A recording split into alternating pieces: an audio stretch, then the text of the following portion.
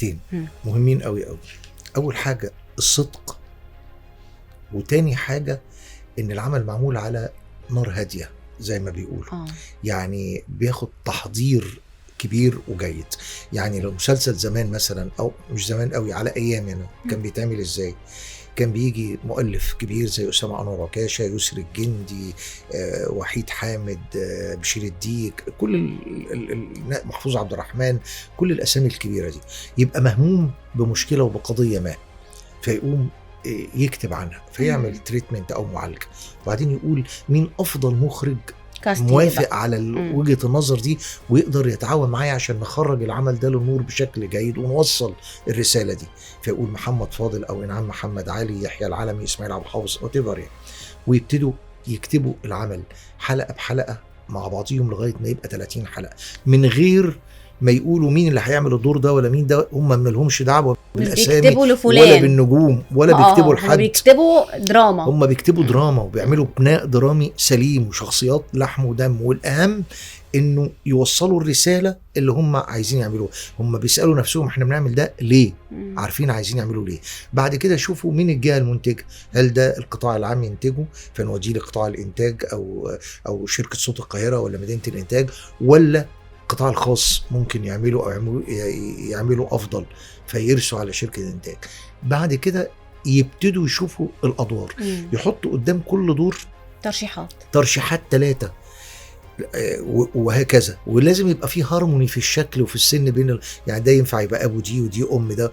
ولذلك احيانا ليه 3؟ لا، ممكن واحد يعتذر او مش فاضي او ما يعجبوش الدور فيبقى الترشيح التاني، واذا جاب التاني هيضطر يغير الترشيح اللي بعده عشان يجيبوا ناس تلائم الدور ده، بحيث انه مفيش بقى النجوميه ومفيش مين بيوزع ومين بيسوق.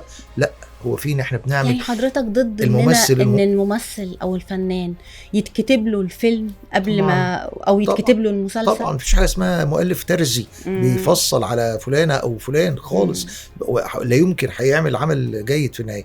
بعد كل ده بيبتدي فيه بقى مرحله اسمها بروفات. كنا بنقعد نعمل بروفات شهر وشهرين، كل الممثلين موجودين بالمخرج بالمؤلف، ونتناقش في الشخصيات ونتناقش في البناء الدرامي، واي حد عنده سؤال حوالين شخصيته او حوالين العمل ككل يقول، بحيث ان احنا كلنا بنبقى داخلين للاستوديو او للتصوير في حالة تناغم. خلاص كله فاهم، كل واحد نبتدي بقى ايه، كل واحد يعمل دوره. خلاص هنا المخرج بيبقى رب العمل، فيش اي ممثل بقى كله لازم حاضر طيب نعم، لان خلاص اتناقشنا واتفاهمنا وعارفين كل واحد هيعمل ايه. فذلك بيطلع النهاية في العمل عمل شديد الانضباط، عمل مليان مشاعر حقيقية، مترابط، بيناقش موضوعات مهمة تهم الناس، شخصيات حقيقية ولحم ودم الناس عايشة بينا فعلا، قضية مهمة بتشغل الناس فعلا. ولذلك النوعية دي من الأعمال عايشة لغاية النهاردة. لما بتتعدى 10 مرات الناس بتقعد تقول عليها وبتتفرج عليها وبتحس بمتعة كبيرة جدا. ليالي الحلمية بقى، وأم كلثوم، ورأفت الهجان، ودموع في عين واقحة، وحاجات كتيرة جدا. ما زال النيل يجري، السقوط في بئر السبع، أو شوية أعمال من بتوعي برضو. أيوة طبعا احنا هنقول إنه لا فيعني لا يعني فعلا دي مسألة كانت مهمة جدا. الحاجة التانية بقى الصدق فعلا.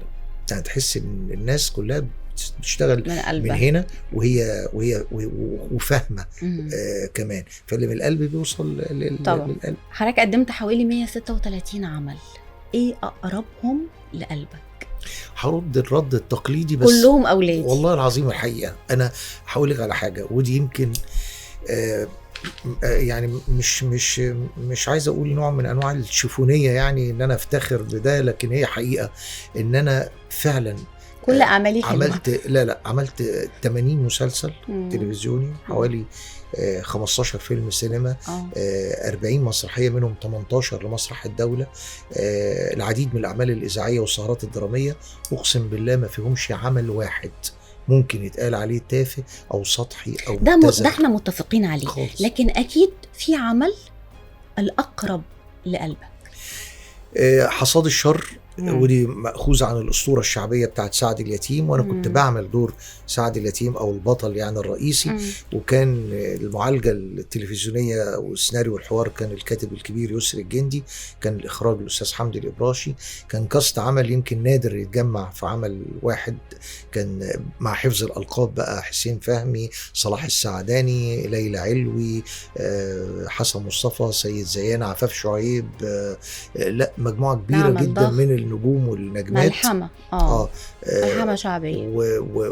وانا كان الدور المحوري اللي بيدور حواليه كل الاحداث.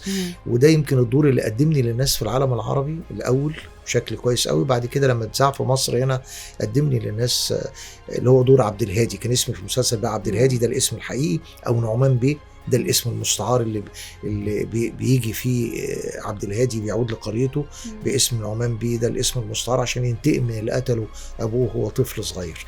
كانت امي بقى ساعتها عفاف شعيب، والناس اللي انا جاي انتقم منهم بقى كان حسين فهمي وصلاح السعداني وابراهيم عبد الرازق، حسن مصطفى. وانا كنت لسه اصغر. فالعمل ده فعلا عمل لي